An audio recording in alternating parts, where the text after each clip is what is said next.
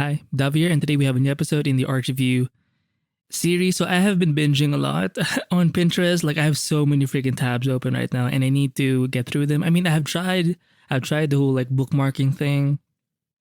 I even have like other sort of extensions to keep tab on things, but I just have a habit. There's too much to go through, so I just have to um, do a lot of these art reviews. And yeah, anyway, so which is funny because a lot of these posts or images that I find from Pinterest,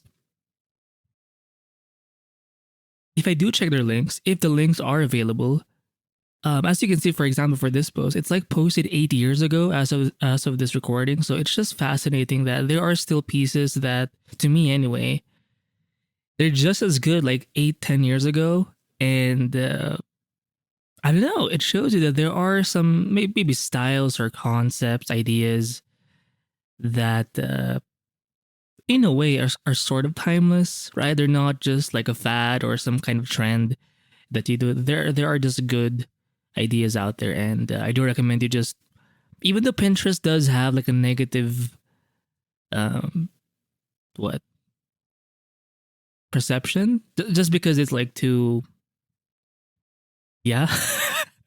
I still like it. I do like when they send like those emails where they recommend stuff to you. That's usually how I find new artists. Anyway, so for this guy, let me just open these images in a new tab. I won't be going through their portfolio because I don't think they do a lot of like mecha stuff. But for these two, I saw this on Pinterest, and it just got, ooh. So it is a big image, right? That's cool to see. And if you do zoom in, you can see the RGB shift effect. And just based on the brushwork, I think they're using a basic, I think it's a square brush, the shape anyway, but it's mostly an opacity based brush, meaning there's not much texture to it. It's just like a basic, like it has transparency. That's it.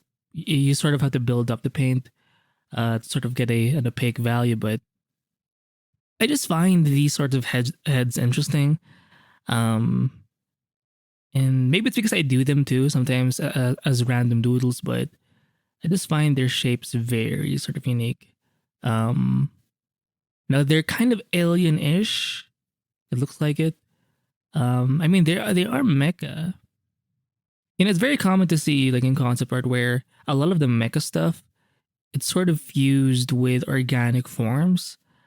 Um, and I think it's a much more attractive look to me. I mean, I still like the typical like robust, strong looking like square edged types of mecha forms, but something about these types just make me it's just more fascinating. Or maybe it's because it's organic, it makes it a little more human, a little more relatable.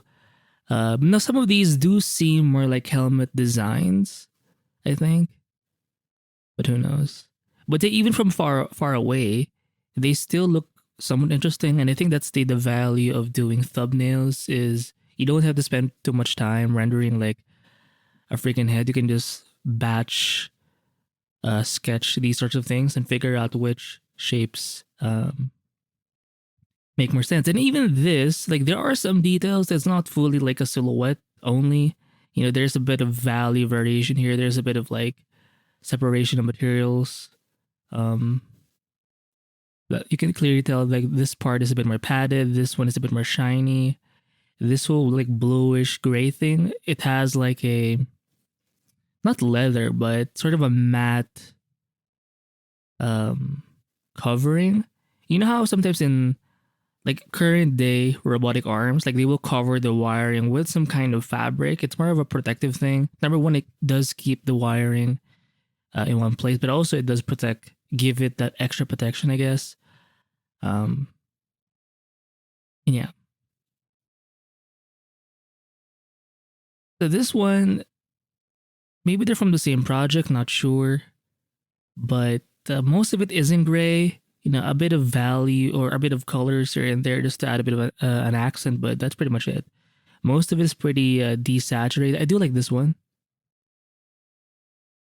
Maybe it's because it's a bit dark, or maybe it's because that's where my eye went first, because everything here is all just like light gray, but this one is a dark gray or a mid gray.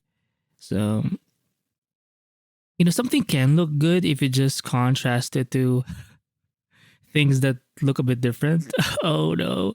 Because, there's this like concept where it's a bad kind of move, but the idea is you have like an uglier. I think this can happen with guys too, but it's usually like a girl thing where like you're the ugly friend.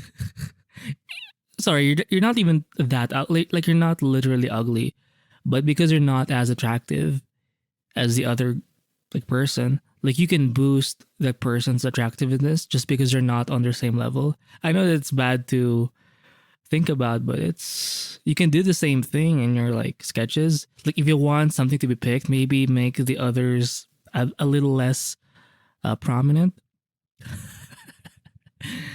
But this head is pretty cool too. Like this design, this one looks freaky as fuck. Like these blue things seem like eyes to me, but this one, it has that sexy sort of look to it.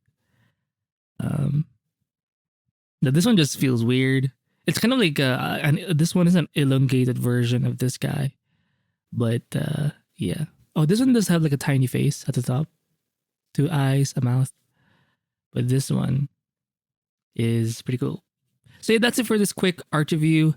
I have a lot to go through, by the way, because currently, as of this recording, I have like 800, close to 900 tabs open. I was so close because I think a week ago I had like 200 tabs. Like I was already on the way to getting through all of the open tabs, but I binged again on Pinterest. So there you go. So check out this artist, Giuseppe di Stasio. I'm butchering the name, but Roboheads, March of Robots. I think it's kind of a trend, to draw or illustrate robots in the month of March. The software used is Photoshop. And yes, these are fantastic. Love the organic shapes. I agree. And yeah, they have a lot more work, but I'm just more focused on these robo heads. I will link this page in the description below, and I'll see you in the next one. Bye.